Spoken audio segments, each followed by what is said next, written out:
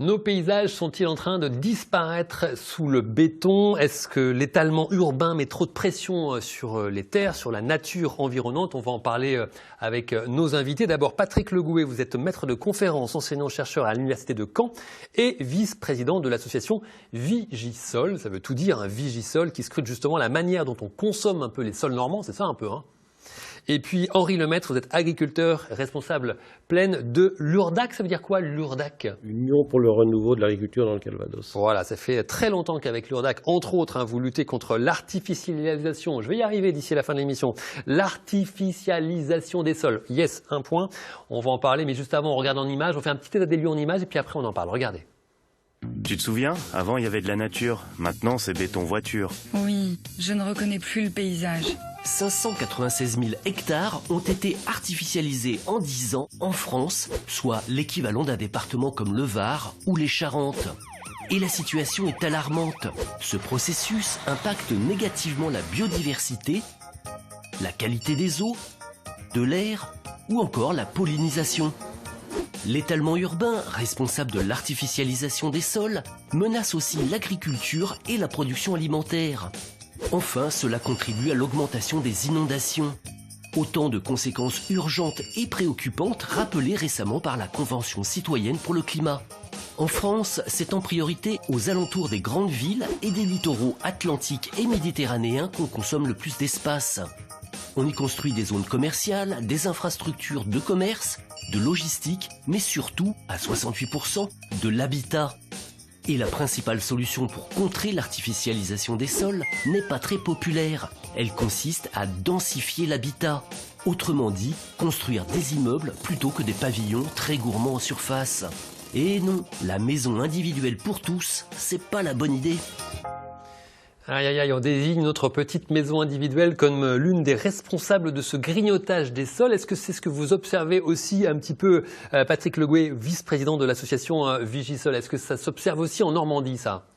Alors effectivement, quand on reprend depuis 20 ans en arrière l'évolution de l'occupation du sol, on s'aperçoit, à travers les travaux qu'on a menés avec la SAFER de Normandie et l'association Vigisol, que la part qui est liée justement à la construction de logements individuels, que ce soit dans le cadre de lotissement ou d'habitats disséminés en campagne, eh bien, représente plus de la moitié des surfaces artificialisées. D'accord. Et vous, c'est quoi la définition que vous donnez finalement à ce terme de artificialisation?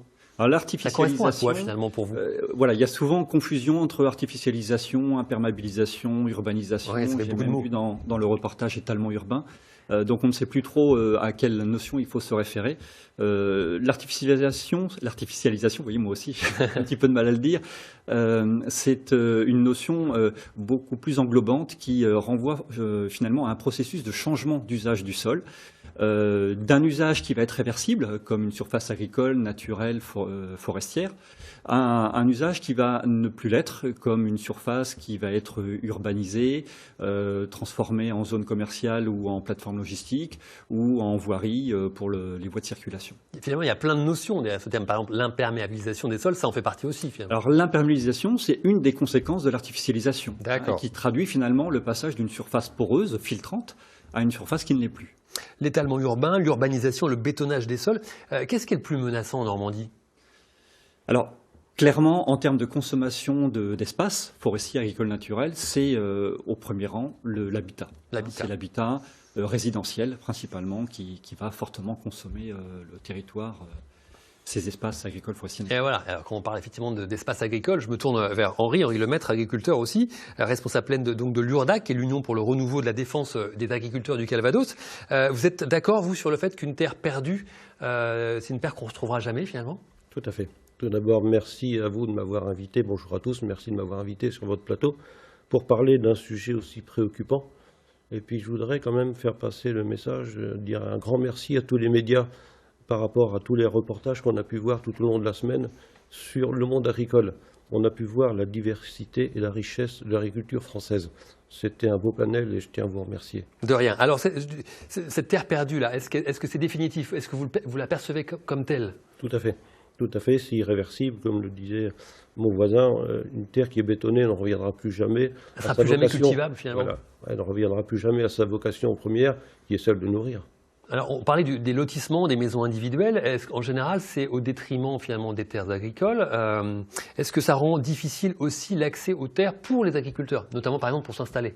Ah oui, tout à fait.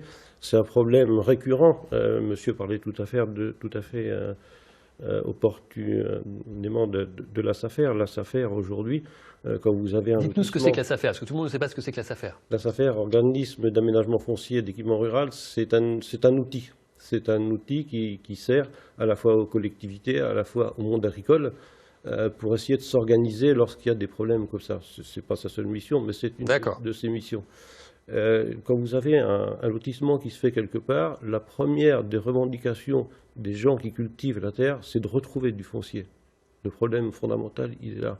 Et lorsque vous avez une terre disponible, par exemple 1 hectare qui se trouve libéré sur l'ensemble du département, il y a à peu près 10 candidats dessus. Donc vous faites 1 heureux et 9 mécontents. D'accord. Et ce candidat, ça va être un agriculteur finalement ou... C'est souvent un agriculteur, fort heureusement. Et vous, comment vous le ressentez? Parce que ça fait 30 ans à peu près que vous observez ce phénomène. Oui. Est-ce que vous êtes finalement pessimiste sur cet étalement urbain? Oui, je suis très pessimiste. Quand j'ai commencé à regarder, à observer ce phénomène, il y avait quelques maisons par-ci par-là. Après, on a vu des petits lotissements, 2-3 maisons. Et on a vu le phénomène s'amplifier d'année en année, ou dizaines d'années en dizaines d'années, jusqu'à aujourd'hui arriver à quelque chose qui n'est plus raisonnable du tout, qui n'est plus acceptable. Je citais tout à l'heure en exemple, en préparant l'émission, de 100 hectares urbanisés d'un seul coup. Ah oui. 100 hectares, c'est une énorme. ferme, c'est énorme. Et 100 hectares, on ne reviendra plus. Oui, et ça c'était où? En Normandie? Ah oui, c'est à Colombelle. D'accord, parfait. Enfin parfait, je ne sais pas, mais qu'est-ce qu'on risque finalement, nous tous, finalement, la collectivité, si on ne change rien à ça, à ce phénomène rampant? Alors, il va falloir comprendre un jour que la terre, ce n'est pas seulement la défense de l'agriculture. La terre, c'est un bien précieux que nous avons en commun. La terre, elle sert pour la biodiversité, elle sert pour se nourrir et elle sert pour tout le monde. Alors, on a un témoignage sur le sujet. Il nous arrive de Chloé, qui est une téléspectatrice d'Ensemble c'est mieux. Écoutez-la, c'est un témoignage vidéo. L'association Notre Affaire à tous vient en aide à des collectifs qui sont en lutte sur le terrain contre des projets qu'on qualifie d'imposés et polluants. Ces projets artificialisent des terres pour construire des centres commerciaux, des routes départementales, des extensions d'aéroports et parfois des zones industrielles bien plus polluantes encore. On aide les collectifs à construire des recours pour essayer de sauvegarder la biodiversité ou les zones agricoles qui sont sur ces terres et qui pourraient être artificialisées au nom de l'intérêt public ou de l'intérêt général. Patrick, avec l'association Vigisol, est-ce qu'on observe de plus en plus d'actions de prise de conscience globale, d'associations qui se montent, des recours? Ça commence à monter en puissance, cette prise de conscience?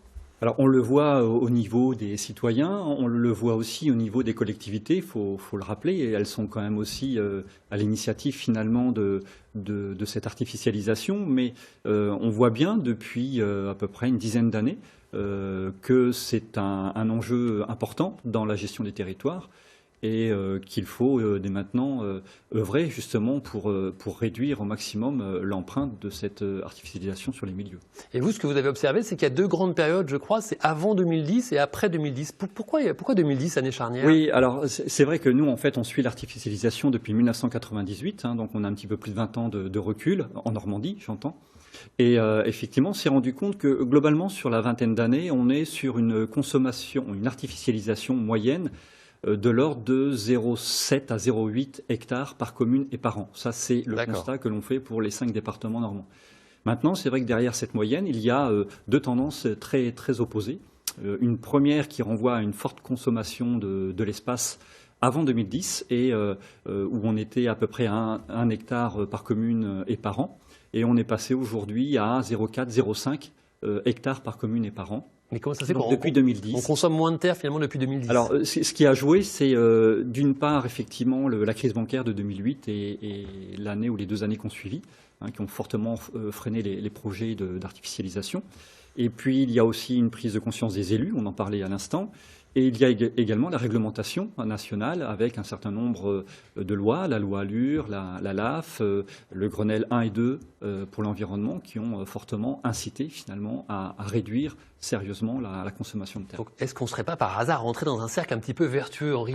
Vous le ressentez vous aussi un petit peu ou pas? Je le ressens, et puis pour compléter ce que vient de dire Mon voisin, il y a des commissions qui se sont mises en place qui n'existaient pas avant. Je fais partie de la CDPNAF, Commission départementale sur la protection des zones agricoles, naturelles et forestières. D'accord. C'est une commission où siègent bon nombre d'acteurs locaux. Il y a le département, il y a les écologistes, il y a les agriculteurs, il y a tous les syndicats agricoles, il y a la propriété. Tout le monde se parle quand même? Tout le monde se parle. Alors c'est ça qui est très bien, c'est qu'on arrive, pensez donc, à mettre autour d'une table les chasseurs et les écologistes pour parler d'un même sujet. C'est bien. Ouais. Et là, souvent, ils sont d'accord. D'accord. Vous ne voyez pas l'avancée quand même. Et les promoteurs et les écolos aussi? Non, ils sont moins d'accord. Ah, ils sont moins d'accord. Non, non, ça leur fait pas plaisir. Et pour vous donner un exemple, nous avons travaillé sur le SCOT du Bessin il y a quelques Alors temps. peut-être qu'il faut dire ce que c'est qu'un SCOT. Schéma de cohérence territoriale. D'accord. Ce sont les grandes lignes où sont décidées l'artificialisation des sols, ce qu'on va prendre. Donc au départ, il était question de 2500 hectares d'artificialisation de terres agricoles sur l'ensemble du Bessin. Elles ont été réduites de moitié pour arriver même plus de moitié, parce qu'on est à 900 hectares aujourd'hui. Donc il y a une avancée forte, tout ça est en train de se mettre en place. Mais aujourd'hui, nous payons les conséquences d'une politique faite il y a à peu près 20-25 ans. Mais du coup, c'est quoi les solutions qui ont été trouvées pour réduire cette consommation de terre, l'un et l'autre, je ne sais pas? Alors déjà, ce sont les politiques qui ont mis en place des règles. Donc des règles qu'il faut essayer de suivre, ça c'est la première des choses. Et puis après, il y a une pression, ça commence un petit peu, de la part des écologistes qui aussi veulent préserver le terrain. Il y a un exemple très concret que vous aviez, c'est du côté de Douvres-la-Délivrande. Qu'est-ce qui s'est passé là-bas? Alors à Douvres-la-Délivrande, en Calvados. Ouais, nous sommes alertés par des agriculteurs. En l'occurrence, un maraîcher qui a son exploitation familiale depuis plusieurs générations. Il a ses forages, il y a une qualité de sol qui est exceptionnelle, 5 ou 6 mètres de limon. Il a tout ce qu'il faut pour travailler, on veut l'expulser pour faire des maisons. Ah. Alors pour moi, c'est quelque chose d'inadmissible, d'intolérable. Ça c'est en cours? C'est un dossier qui est en cours? C'est en cours, nous travaillons dessus. Donc il y a une vraie mobilisation? Oui. Y compris des Douvrais, je ne sais pas si on les appelle comme ça d'ailleurs. Pas du tout. Non, il y a une mobilisation de la part des syndicats agricoles, de la part de toutes les personnes qui se sentent investies pour ce sujet-là. Mais non, Douvres, je n'entends pas beaucoup de gens aller contre ce sujet-là. Voilà, le message va passer aujourd'hui. Oui, tout à fait. Bon. On a une question vidéo qui nous vient de Hugo. La question ne se pose plus aujourd'hui, il faut stopper l'artificialisation des sols. La Convention citoyenne pour le climat en a d'ailleurs fait une de ses priorités. C'est un impératif pour préserver nos sols, nos paysages et la biodiversité. Il nous faut construire la ville sur la ville, c'est-à-dire la développer sur les espaces inoccupés, sur les surfaces déjà artificialisées comme les friches urbaines. C'est aussi l'occasion de réintroduire la nature au cœur des villes. Et selon vous, comment pouvons-nous lutter efficacement contre l'artificialisation des sols ? Voilà, la question elle est posée par Hugo. Patrick, est-ce que ça passe par exemple par... Vous parlez de densification douce, ça veut dire quoi? Oui, alors bon, ça commence par exemple par l'exploitation de ce qu'on appelle les dents creuses, qui sont des friches souvent naturelles, qui font quelques centaines de mètres carrés et qui aujourd'hui peuvent faire l'objet de construction, puisque la loi Allure de 2014 ne donne plus de limite minimale à partir de laquelle on peut construire sur un terrain. Et donc, des dents creuses, il y en a énormément. On a des réserves foncières de ce type-là qui sont très importantes dans les principales villes en Normandie, un peu partout aussi en France. Et justement, avec Vigisol et la SAFER de Normandie, c'est l'une de nos actions que d'établir finalement, de dresser un bilan de ces surfaces qui permettent finalement de lutter contre ce qu'on évoquait tout à l'heure, l'étalement urbain, c'est-à-dire le grignotage des campagnes. C'est des solutions. Ça, c'est une des solutions. Il y a d'autres solutions, c'est effectivement donner un petit peu plus de verticalité aux logements, soit individuels, soit aux logements collectifs. Et à ce moment-là, on va passer effectivement par des bâtiments. Aller plus en hauteur qu'en largeur. Et donc là, effectivement, on permet de densifier. Puis, autre solution, c'est aussi de réduire le parcellaire qui est destiné, par exemple, à la création d'un logement, d'une zone pavillonnaire, où on va passer non plus de 700, 800 mètres carrés par logement individuel, mais on va être plutôt sur 350, 400 mètres carrés. Rapidement, Henri Lemaitre, vous êtes aussi agriculteur du côté de Perrier-sur-le-Dent, c'est ça? Tout à fait. Comment ça se passe? On n'a pas l'impression d'être un petit peu comme le village gaulois, irréductible, entouré par les méchants romains? C'est exactement ça, c'est une belle image. Oui. C'est exactement ça. Nous avons encore la chance de pouvoir faire notre métier. Pour combien de temps, j'en sais rien. Ce qui me gêne le plus aujourd'hui, c'est que le monde agricole, nous sommes considérés comme des pestiférés. C'est ça le plus dur. Et je voudrais quand même rappeler que, je le disais encore tout à l'heure, il y a 3 suicides par semaine aujourd'hui dans le monde agricole. Les gens n'en peuvent plus. Nous sommes contrôlés déjà, ce qui est normal, par les services de l'État, ça c'est tout à fait normal, mais aujourd'hui, dès que vous sortez un pulvérisateur, vous avez des gens qui arrêtent, qui prennent des photos. C'est encore un autre débat, ça. Hein. C'est un autre débat, mais il est lié quand même. C'est-à-dire qu'aujourd'hui, on nous demande de produire mieux, de produire plus proprement. Mais avec moins de terre. Avec moins de terre. Donc l'équation n'est pas facile. On a compris. Merci en tout cas Henri Lemaître, vous êtes agriculteur et responsable plaine de l'URDAC. Et puis Patrick Legoué, maître de conférence, enseignant-chercheur à l'Université de Caen et vice-président de l'association Vigisol. Effectivement, merci à tous les deux. Effectivement, la situation est pas facile. J'espère en tout cas on aura passé quelques messages et alerté un petit peu sur ce phénomène rampant qu'on ne voit pas tant que ça finalement, puisque nous on passe à travers ces paysages, mais vous êtes là pour nous les signaler.